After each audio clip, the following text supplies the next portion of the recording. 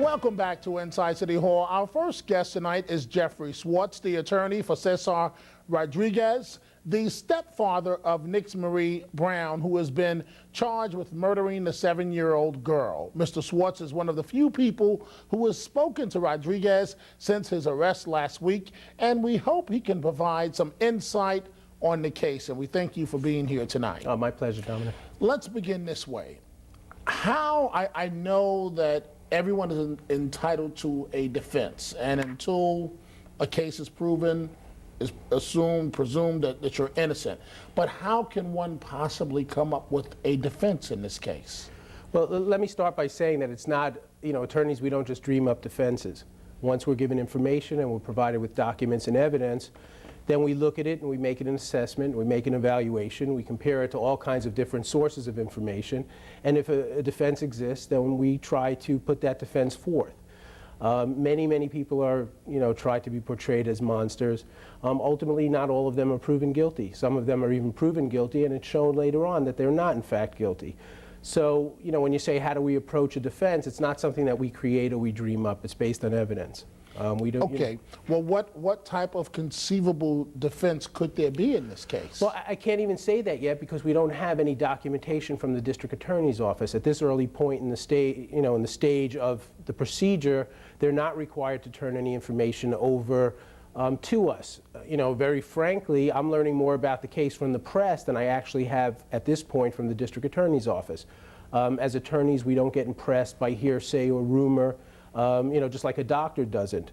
We have to examine facts, we have to see autopsy reports, we have to see evidence, we have to speak to people, we have to look through documents, and then we get a feel for whether or not this person actually did what he did, whether or not the charges are being exaggerated, whether or not people are trying to make him take the fall or take blame for other things that someone else might have done. You see in the press already, they're trying to portray him as the monster, and in a way they're trying to portray Ms. Santiago as an innocent or someone that's not as liable. I don't believe that that's going to be borne out. The mother, from my understanding, and again, it may not be true, is well-documented history of abuse by the mother against the children. I've said it a couple of times already, I'd like to think of myself as an enlightened man, of this, and a feminist. I think women are just as capable of being brutal and doing evil things and hurting people as men are these days, especially a 7-year-old child. It doesn't take much strength to hurt that child. And, I'm not putting blame on anyone, but I'd like to see what the facts are before I make a decision and before I plan ahead. Counselor, listening to your words carefully, if one remembers back to the Hedda Nussbaum case, she ended up testifying against Mr. Steinberg in that case, and no criminal charges were brought against her.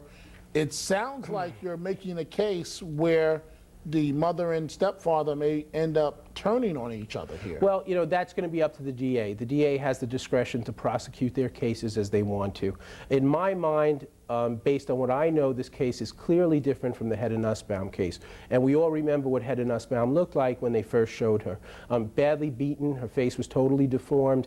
It was obvious to everyone that was watching that she was a victim of some pretty severe abuse herself. This is not the case in this situation.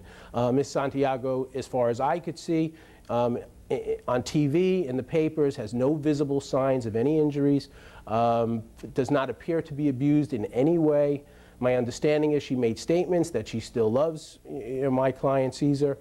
I just don't see it being the same case. The only common denominator, of course, is that a child, unfortunately had to be killed. And I think that's really the tragedy of the whole situation.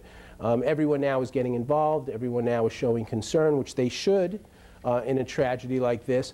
But, I've called it a dog and pony show before, because, it's easy now for everyone to get up and try to pass the blame and say there should be, stricter punishment and more serious penalties, and all the legislators now want to be involved, and the mayor, who I respect and admire very much, wants to be involved. The bottom line is, shouldn't have gotten to this point. If everyone had done what they were supposed to be doing along the way, there wouldn't be a need for a lawyer.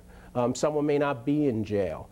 And what I mean by that is, as you've been covering and all along, and I've actually seen it on News One, you've spoken to the chancellor of the schools.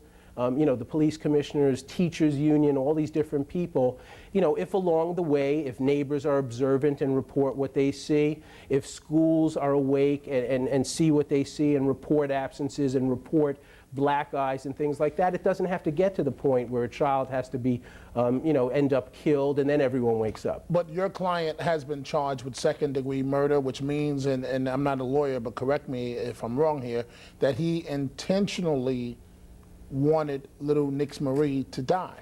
Well, I don't think it's as clear as that. And again, I have not been given a copy of the formal charges. The DA's office has handed up the indictment, so they're allowed to comment on it. I've been in constant contact with the bureau chief of the DA's office, who is an old friend. We've worked together. I have a lot of admiration for her and respect for her. I'm sure she'll try to do the right thing and give me everything that I'm entitled to. But at this point, I can't say that that's accurate. I know they charged him with intentional murder. I know that there are other degrees of murder that were charged against him, as well as the mother. Tell me about Mr. Rodriguez. We do know that he's been transferred back from Bellevue to Rikers Island. Was he on suicide watch at Bellevue? Well, what's his mindset? What does he basically say? Okay, well, before I took over the case, there was an attorney that had requested the suicide watch. We reaffirmed that later on when we appeared in court. I don't think that it's overcautious. He's clearly depressed by this whole thing. He's clearly confused by this whole thing. It's questionable to me whether or not he fully understands exactly what's going on. And that's part of my function as an attorney, is to try to explain things to him. Does he know about the media exposure of this case? Well, he's in jail. They have access to televisions. He could watch the same way the rest of us can watch. I think he knows that, and he's mentioned the fact that they're portraying him as a monster. And again, I guess that's just the perception that people have of him, which many times and oftentimes in my career does not end up to be proven. What has he said that you might be able to share with us? Well, he's expressed to me that concern for his children, as ironic as that might sound. Concern for his children? That's right. He has 2 children with this woman who he's the natural father of, and he's concerned about their welfare. He's concerned about the other children that he has helped raise for a brief amount of time.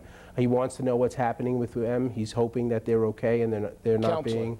This is only an allegation at this point until proven in law, but he's concerned about his children. It sounds ironic, especially for someone that's charged with these kinds of things. I can only tell you the questions he's asking me. When I met with him, he was soft-spoken, he was courteous, and he was polite. He asked me, what's going to happen to his children? Are they going to be taken away from him now? Is he going to have an opportunity to challenge that? He asked not only about his natural children, he asked about the other children. So he thinks he's getting out sometime soon? No, I don't think he thinks that. I think I've explained to him that this is a long process, and it's a process that has to take its course.